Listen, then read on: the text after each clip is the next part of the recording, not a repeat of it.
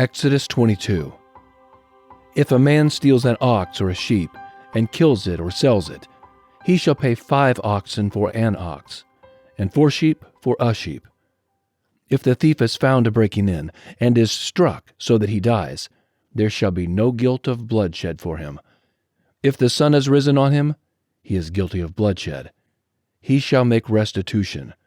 If he has nothing, then he shall be sold for his theft.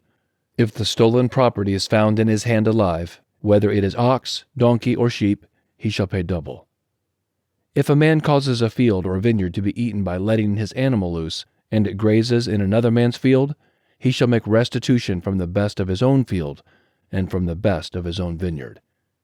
If fire breaks out, and catches in thorns so that the shocks of grain, or the standing grain, or the field are consumed, he who kindled the fire shall surely make restitution.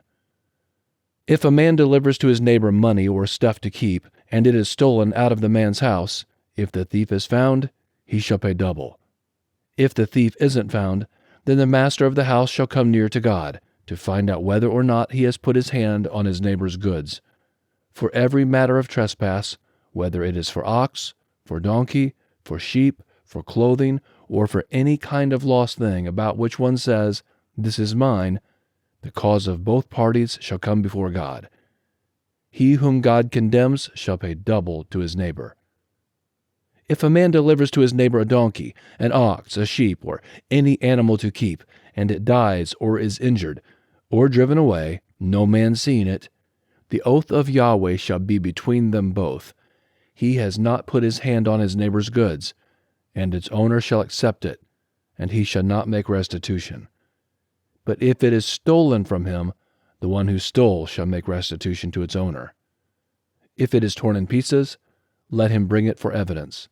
He shall not make good that which was torn.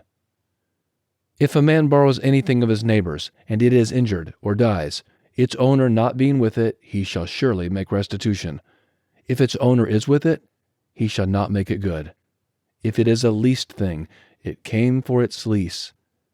If a man entices a virgin who isn't pledged to be married, and lies with her, he shall surely pay a dowry for her to be his wife. If her father utterly refuses to give her to him, he shall pay money according to the dowry of virgins. You shall not allow a sorceress to live. Whoever has sex with an animal shall surely be put to death.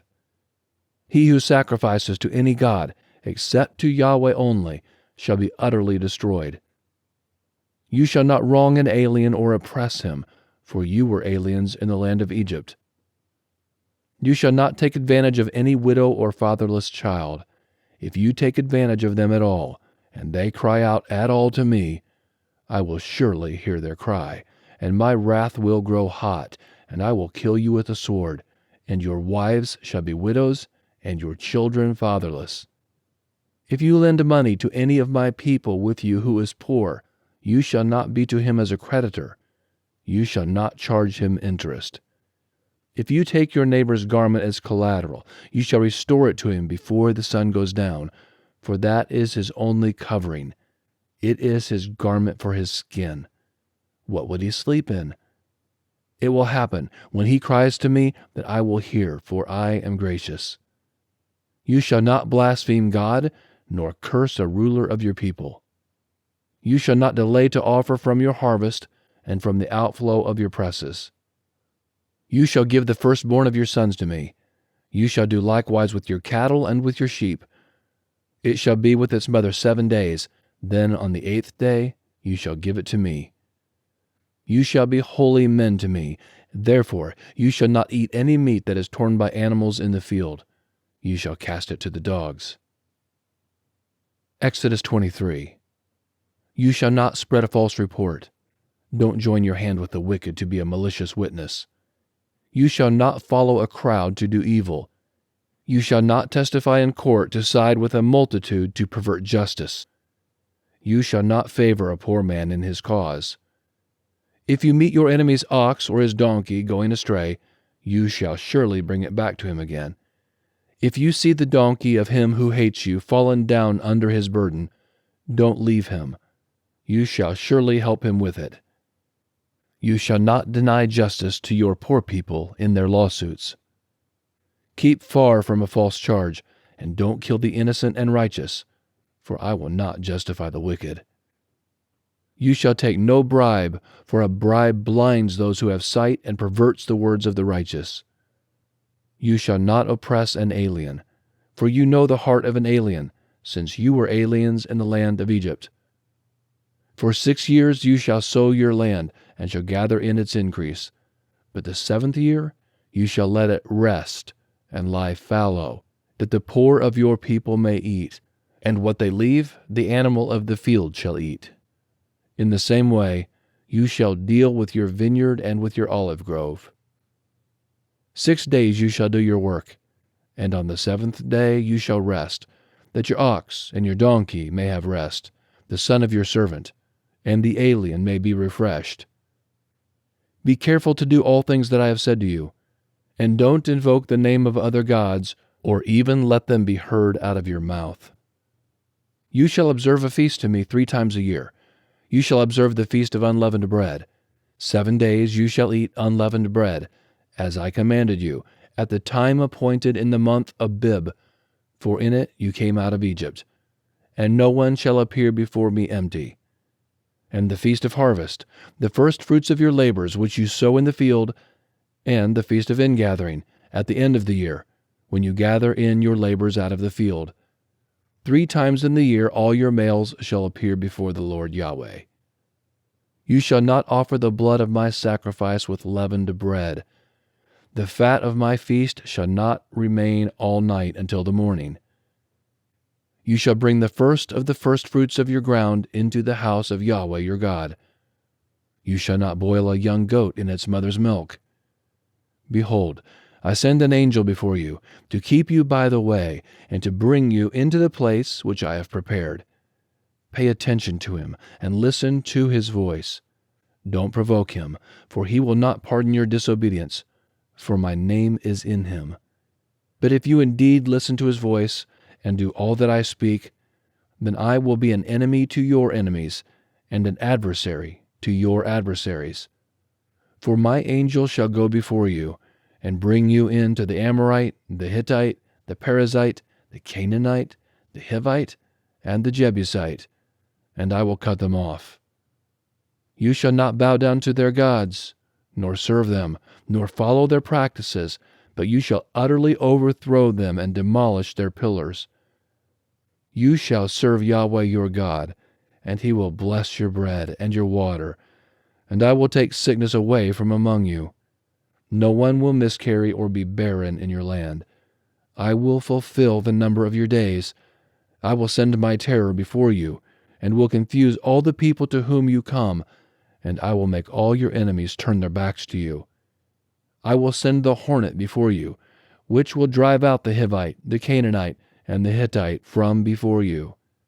I will not drive them out from before you in 1 year, lest the land become desolate, and the animals of the field multiply against you.